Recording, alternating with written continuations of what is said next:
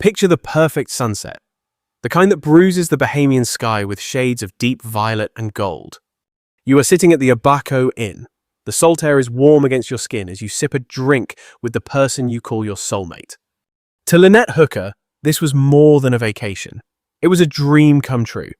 But in the next 60 minutes, that dream didn't just end, it shattered. It vanished into the black void of the Atlantic, leaving behind a trail of contradictions that are currently tearing her husband's story apart. We have all heard the official version, the tragic accident, the grieving broken husband. But we don't just look at the narrative they want us to see. We look closer. We follow the data, and right now the data from Abaco is screaming. Let's talk about the photo, the one taken by a man named Joe, before we dive into the evidence. Smash that subscribe button and turn on notifications.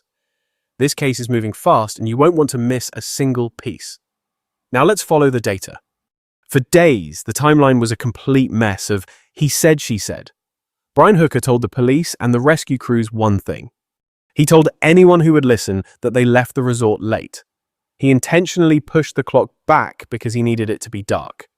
He wanted a story about two people lost in the shadows of a dangerous sea. But a local fisherman named Joe was just trying to send a nice picture to his mother. He snapped a photo of the pool area at exactly 6:34 p.m., and there they are. Caught in the background of a random tourist photo, we see Lynette. She is wearing a black swimsuit and a green cover-up. Remember that green cover-up? It is a detail Brian somehow failed to mention when he was talking to the police. But look at the sun.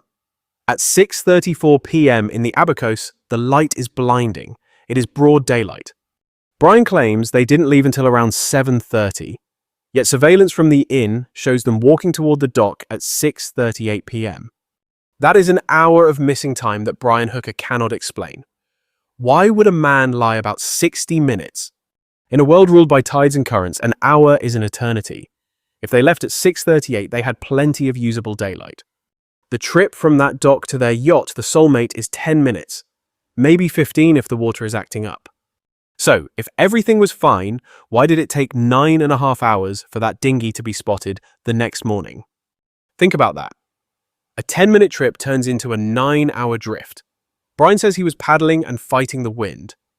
But the locals, the people who have spent 20 years navigating these specific channels, they aren't buying a word of it. They look at the pilings, they look at the shoreline, and they see a clear path Brian could have taken. It was a path through 2 feet of water where he could have literally stood up and pulled the boat to safety. He didn't do it. Instead, he drifted, or so he says. The investigation is still open, but the mood on Abaco has shifted from sympathy to cold suspicion. You can hear it when the locals talk. You can see it in the eyes of the staff working at the inn. This was not just trouble in paradise. This was paradise lost in the most calculated way imaginable. As we look at the bartender's records and the discovery the daughter made on the boat, the image of the grieving husband starts to crack. We are not just looking for a missing person anymore. We are looking for the truth behind a timeline built on lies. The sun didn't set on Lynette Hooker because of a mistake at the helm. The sun went down because someone decided it was time for her to go away, and we are just getting started. In a disappearance like this, you search for the unremarkable. Just listen to what the evidence is trying to tell us. Because in the world of forensic psychology, the most chilling crimes often happen in the middle of a perfectly normal afternoon. To find out what really happened before the water went silent, we have to look at the man who saw them last. The man behind the bar, Ken Sweeting. Ken is not just a bartender, he is a 20-year veteran of the trade. And if there is one thing a veteran bartender knows, it is the vibe of a couple. He knows when a pair is celebrating, when they are fighting, and when they are trying way too hard to look normal. At 4:30 p.m. that Saturday, Brian Hooker walked up to the bar by himself. Lynette did not even stop to talk. She did not order a drink. She walked straight past the bar, heading toward the pool and out of Ken's sight. Brian, however, was social, calm. He ordered 2 rounds of drinks, Bacardi Light and Coke. Cuba Libres. High sugar, high energy. But pay attention to the details Brian gave versus the reality Ken recorded. At first, the rumor mill, the one Brian likely helped start, suggested they were drinking rum and sodas. It sounds lighter, like a casual drink for a boater, but Ken set the record straight. It was Coke, and he served them 4 of them, 2 rounds. An hour and a half later, Brian returns. This time he is shirtless. He has just come from the pool or the ocean. He is apologetic. "I'm sorry," he tells Ken. "I know it's almost dinner time. I shouldn't be up here without a shirt." Does that sound like a man on the edge of a crisis? No. It sounds like a man playing a part. He is building an alibi. He was curating an image.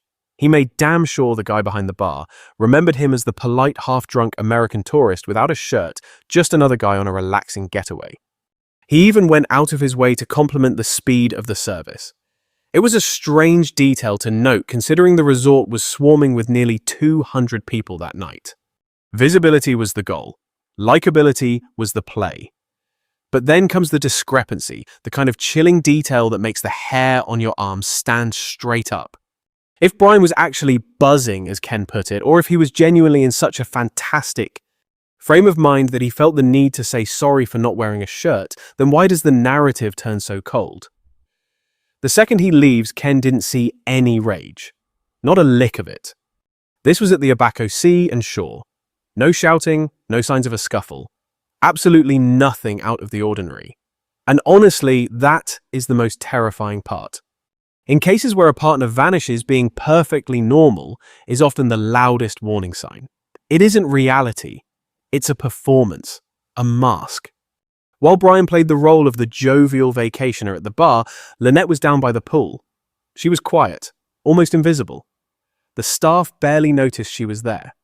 So we have to wonder, was she quiet because she was unwinding, or was it because the tension aboard that boat, the Soulmate, had already reached a lethal boiling point? Ken Sweating's version of events gives us the before. It sets the stage. It shows us a man who is chillingly calm and calculated, someone who looks like he hasn't got a single worry in the world. But Ken has spent 20 years behind a bar. He knows when a story starts to leak. When he learned what happened just hours after pouring that last Cuba Libre, he wasn't just surprised. He was deeply suspicious. Because in a place like Elbow Cay, people don't just vanish into the blue without a trace. The wind was whipping at 20 knots that night. If you're in a small boat and the engine cuts out, you don't just sit there for 9 hours, not if you have any survival instinct at all. You row, you fight, you aim for the glow of the shore, but Brian didn't do any of that. He waited until the sun broke the horizon to start talking. He had 4 drinks in him, a friendly grin and a charming apology. But when morning came, his wife was missing. As we shift our focus from the bar to the deck of the Soulmate, we're going to uncover exactly what Lynette left in her wake. And we'll see why her daughter is convinced her mother never planned on leaving that vessel alive. There is a heavy, unique kind of silence that settles into a home when its heart has been ripped out. But on a boat, a cramped floating world called Soulmate, that silence, it's absolutely suffocating. For Carly Lynette's daughter, the trip from the frozen reality of Michigan to the bright, deceptive waters of the Bahamas wasn't a vacation. It was a grim necessity. She didn't fly out for the sun and sand. She came to salvage the remnants of a life that Brian Hooker seemed remarkably eager to abandon. For 14 long days, Carly sat in total darkness waiting for answers that were never going to come. 2 weeks of listening to Brian's stories shift and his explanations fall apart before she finally set foot on the yacht her mother once called Paradise. When Carly and her boyfriend Steve finally boarded the Soulmate, they weren't just looking for physical evidence. They were walking straight into a freight train of grief. Just try to imagine stepping into that cabin. Your mother's perfume is still hanging in the heavy, humid air. Her clothes are still neatly folded.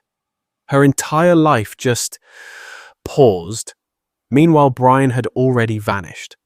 He tucked tail and headed back to Sacramento, claiming his mother was sick and needed him urgently. A serious situation, he called it. He walked away from the search. He turned his back on the entire island. He left the woman he called his soulmate in the dark water and left her belongings to rot in the sun. But what Carly discovered on that boat tells a very different story than the accident Brian tried to sell. She found the necklace, a gold chain with a diamond L. It was Lynette's signature piece. She wore it every single day. Think about it. People don't usually strip off their most prized jewelry right before a quick dinghy ride back to their boat. It just doesn't happen. And yet there it sat, just left behind in the cabin. Then Carly found the headbands. Lynette lived in those headbands. To a stranger, they're just accessories. To a daughter, they're the literal fabric of a mother's identity. Carly actually walked off that boat wearing one of them. It was a desperate, heartbreaking attempt to hold on to a woman who was rapidly becoming a ghost in the eyes of the law. But it was a simple picture frame that finally crushed whatever strength Carly had left. Deep in the hold, Carly spotted a small hand-painted picture frame. She had painted it herself, a gift for her mother. It was a quiet token of their bond, a little piece of home carried across the vast ocean. Seeing that frame sitting there totally undisturbed while her mother was lost in the deep, it confirmed every dark thought Carly had. This wasn't a woman who just fell into the sea. Everything about her was still fully present on that boat. She was the only thing missing. Then we have to look at the grieving husband's behavior while the search was actually underway. According to Fire and Rescue, while the Bahamian locals were scrambling to launch boats and risking everything to find Lynette, Brian wasn't interested in the search grids. He wasn't asking how many divers were currently in the water. He didn't seem to care. He wasn't demanding a command post or updates. No, he was asking about the dinghy. He wanted his property back. He wanted his assets secured. All the while, he was texting Carly telling her to just get through this, honey, like it was some minor inconvenience. He carried himself as if the loss were a foregone conclusion, treating a missing person investigation like a closed file, rather than a crisis requiring every ounce of his soul. Carly's composure on that Abaco Inn dock was a masterclass in strength, yet her words felt like a silent, devastating indictment of Brian Hooker. She stood on the exact patch of wood where her mother had taken her final steps, staring out at the water. What she saw were the shallow flats. The shoreline was right there, just a few feet away. In that moment, she said exactly what the rest of us are thinking. His story has been total trash from the jump. No, she saw the same reality that Steve and Carly saw. It brings us back to one haunting question: why would he move the yacht immediately after she vanished? Standard protocol: when you lose someone at sea is simple, you stay put. You keep the lights burning. You turn your vessel into a glowing beacon for the lost. You don't pull up the anchor and relocate, making it impossible for a struggling swimmer to find their way back. Brian Hooker did not behave like a man who had just lost his wife. He acted like a man who was busy sanitizing a crime scene. As we pivot from the emotional wreckage aboard the Soulmate to the cold forensic reality of the Bahamian tides, the flimsy story Brian spun is about to slam into the unyielding wall of physical law. In high-stakes investigations, people lie through their teeth, but physics is always honest. Physics doesn't have a hidden motive, and it certainly doesn't have a sick mother in Sacramento to use as an excuse to flee the scene. When you look at the layout of Elbow Cay and those specific waters between the Abaco Inn and where the Soulmate was anchored, things change. The account Brian Hooker gave doesn't just sound suspicious, it starts to look physically impossible. Let's pull apart this drift theory. Brian's claim is that after leaving the resort, everything went south. He describes a sudden engine failure, a tragic accident, and then a brutal 9-hour ordeal where he was allegedly paddling against the elements, unable to save his wife or reach the shore. But look at the map. Look at the terrain that Carly and Steve were seeing for the first time. The distance from the Abaco Inn dock to the Soulmate's mooring is a straight, incredibly short shot. When you're in a dinghy, what sailors call a tender, you're in a vessel that is lightweight and built for agility. You don't need 20 feet of depth to move these boats. You don't even need 5. A tender can navigate in a mere 18 inches of water. As Steve, Carly's boyfriend, pointed out with chilling clarity, if they were just past the White Sound Channel pilings, the water to their left was barely there. We're talking 2 or 3 feet deep at most.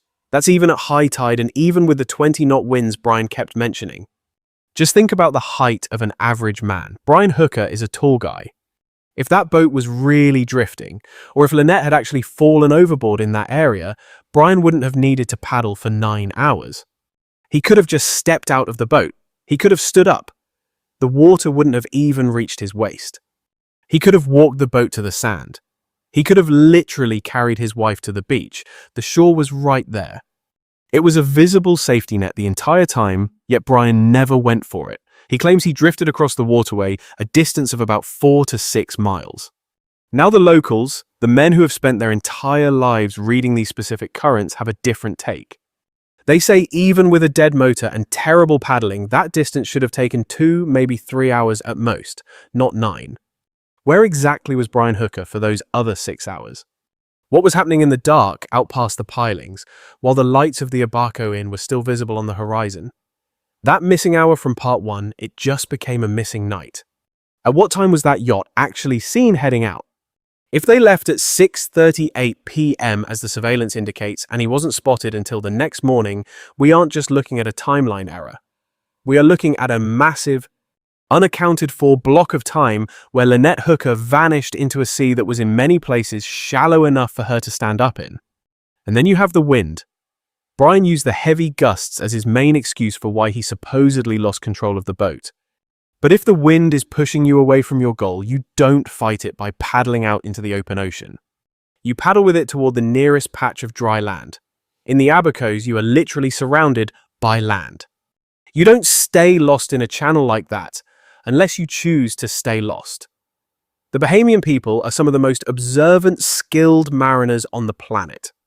They know every ripple in that water, and to a man they have told investigators the exact same thing. Brian's story is trash.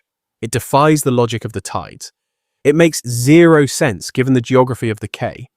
Why would a man sit in a boat for 9 hours paddling aimlessly when he could have reached help in 60 minutes? Why would he move the Soulmate the next day, essentially hiding the one landmark Lynette would have been looking for if she was still swimming? The geography itself tells us that Lynette did not have to drown that night. The water wasn't deep enough, the shore wasn't far enough, and the time was way too long to justify her disappearance. The only deep thing here is the hole Brian Hooker is digging with every lie he tells. And as he sits back in Sacramento, thousands of miles away from the scene of the crime, he might think he's outrun the Bahamian authorities. But he hasn't outrun physics. He hasn't escaped the final damning chapter of his own story. If you're innocent, you don't run. You stay. You stay until every rock is flipped, until your hands are raw from clawing through the sand. But Brian Hooker, he didn't stay. Before the ink on those witness statements had even settled, before the Bahamian authorities could even pull the footage from the harbor cameras, he was gone. He caught a flight back to Sacramento, his story he needed to help his sick mother. It's a convenient excuse, but the locals in Elbow Cay see right through it. It's as clear as the water they sail on. Think about the psychology of that. Your wife, your partner, is missing in a foreign country. You're the last person to see her breathing. You're the only one who knows what happened in those dark missing hours. Between the Abaco Inn and the anchorage, and you just leave, you put thousands of miles between yourself and the crime scene. To Lynette's daughter, Carly, this was the breaking point. She looks at a man who claimed to love her mother and sees a complete stranger. A man who, when she begged for answers, told her to just get through it. That isn't how a grieving husband speaks. That's how a man speaks when he's finished a task. And then there's the issue of the new evidence. The Royal Bahamian Police are holding the full surveillance video. They wouldn't give Carly a copy, but they did let her watch it. Watching her mother walk toward that dock at 6:38 p.m. toward a boat she'd never returned from. The pain was sharp, but the realization was chilling. Brian had lied about the time. He lied about the clothes. He lied about her mood. He hasn't been charged yet, but the clock is ticking. In the Bahamas, justice moves slowly, tangled in foreign nationals and the complexities of maritime law. But Brian shouldn't mistake that silence for safety. This investigation is very much alive. Authorities are focused on that Marine Corps tattoo on his shoulder visible in the GoPro shots. They're checking the bar receipts. They're looking at why Brian cared more about his boat than his wife. Every single data point is being fed into a forensic model. What really happened on the Soulmate? Was it a fight about a mother back home? A sudden violent tragedy followed by a 9-hour cover-up in the dark?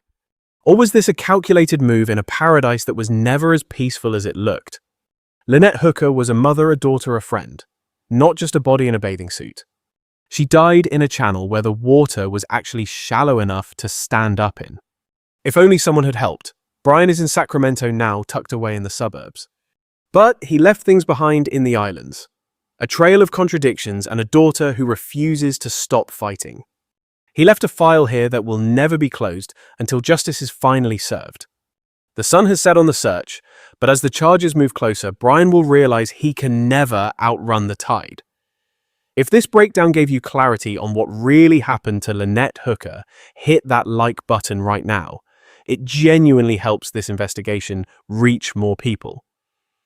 What detail bothers you the most? The missing hour, the shallow water, the necklace left behind? Drop your thoughts in the comments. Every single one gets read. And if you want to be here the moment the next piece of evidence drops, subscribe and turn on the notification bell. We stick to the facts, we follow the record, and we don't stop until the truth surfaces.